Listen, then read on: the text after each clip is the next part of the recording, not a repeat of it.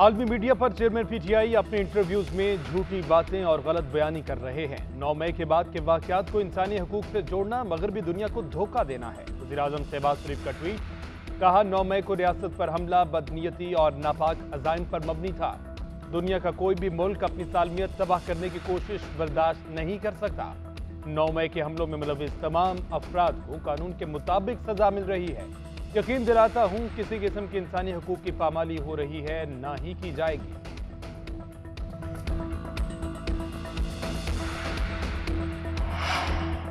Election commission ने chairman Tehreek-e-Insaf Asad Umar और फवाद चौधरी के खिलाफ तौहीन इलेक्शन कमीशन केस का फैसला महफूज कर लिया। फैसला 20 जून को सुनाया जाएगा। प्रीकैन के दलाइल मुकम्मल। मेंबर कमीशन ने कहा, अगर हमें तौहीन के मामले पर इख्तियार नहीं तो हम क्या कर सकते हैं, बताएं हमारे पास क्या इख्तियार है। वकील फैसल चौधरी ने कहा, मौजूदा सूरत हाल आर्टिकल 204 के तहत आती है। पढ़ चुका हूं, इस मामले पर आपको इख्तियार नहीं। मेरी ख्वाहिश है आपको इख्तियारात हासिल होते।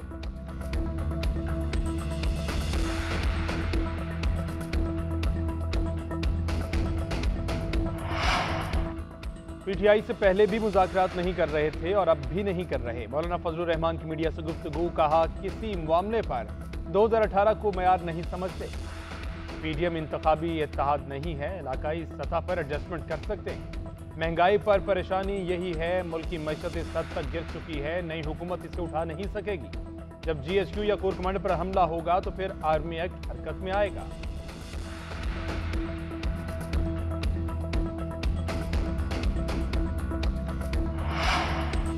वज़ीर ख़ारजा बिलावल भुट्टो जरदारी की इराकी वज़ीर ख़ारजा डॉक्टर फवाद हुसैन के साथ बगदाद में मुलाकात।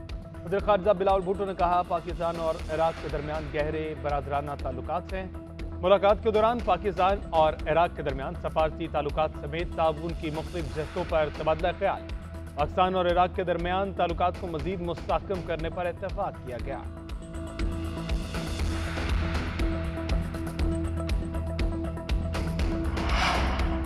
कारोबारी हफ्ते के आगाज में ही डॉलर की ऊंची उड़ान। ओपन मार्केट में डॉलर 5 रुपए महंगा 300 रुपए से बढ़कर 305 रुपए का हो गया।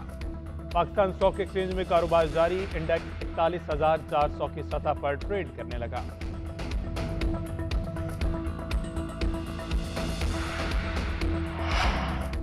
असद उमर की तरीन ग्रुप के साथ राबतों की तरदीद। अदालत पेशी के मौके पर मीडिया से गैर रस्मी गुफ्तगू करते हुए कहा, जहांगीर तरीन से कोई राबता नहीं। फवाद चौधरी राबते में रहते हैं। सहाफ़ी के दबाव से मुतालिक पूछे गए सवाल के जवाब में बोले, दबाव बस यही है कि रोजाना अदालत में खड़े होते हैं। फैसल वाडा किसके लिए काम करते हैं मुझे इल्म नहीं। थाना तरनौल में दर्ज मुकदमे में असद उमर की अबूरी जमानत में 10 जून तक तौसील।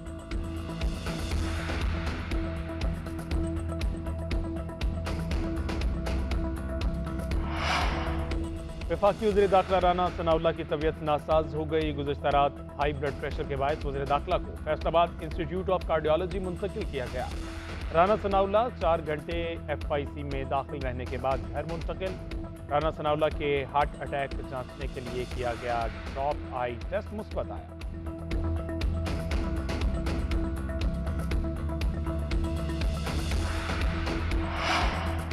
आइंदा माली साल के बजट में इंपोर्टेड लग्जरी आइटम्स पर टैक्स बढ़ाने की तजवीज़। FBR के ज़राए का कहना है कि लग्जरी आइटम्स पर सेल्स टैक्स 25% रहने से 55 अरब रुपए की आमदन होगी। बजट में $100 से ज़ायद मालियत के मोबाइल फ़ोन पर ड्यूटी बढ़ने का भी इम्कान।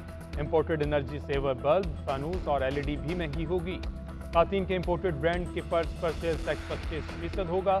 इंपोर्टेड बिस्किट पर बेकरी आइटम्स पर सेल्स टैक्स बरकरार रहेगा।